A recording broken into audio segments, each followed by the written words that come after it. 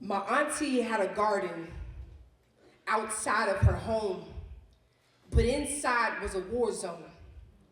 Her enemy of a husband beat her black and blue. Her tomatoes were as plump as her face. The vines oftentimes became the twine tied between her stability and her freedom. Yet she stayed. She still sprayed a water mist to convince her plants that they deserve to bloom, even if she didn't have the space to. My auntie had a garden that was well kept, and she fed that man, living things from her blessed hands while he bruised her bare with his. But how could she leave that man who held a pension and sometimes even held his kids? Those hands, multifaceted, one to give the lashes and the other to grip a bottle of gin. He never confessed his sins, though he was Catholic, but he drank them with the quickness. He gave his liver the 40% he should have gave his family. Most people saw my auntie's garden and envied her life.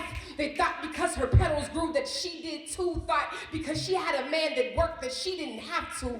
But every day was a job to survive with an underpaid salary and the boss just waiting for a reason to fire her. Fire, fire, fire. 911, what's your emergency? How do I get help if my husband works for the company? If he wears the uniform that is supposed to protect and serve me. But those words only apply to the public and not the private crawl spaces I hide in fear. When I hear his keys jingling at the door, my heart sinking, hands clammy, my prayers to God shaky. Is it my fault that I stay? Because he is the devil that I know. But I'm afraid if I don't go, I'll become a dusty case file for my babies to find. They'll appoint him as an officer in charge of finding the person who murdered me. Who are you on the phone with? Hey, I have to go. But if I come up missing, I need you to know that my husband did it. I'll leave a trail in the garden.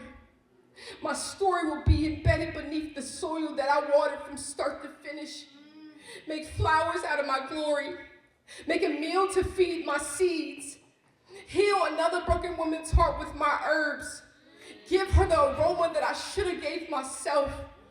Promise me to never close this garden of a lost girl. Let it bear the fruit of freedom that I was too afraid to.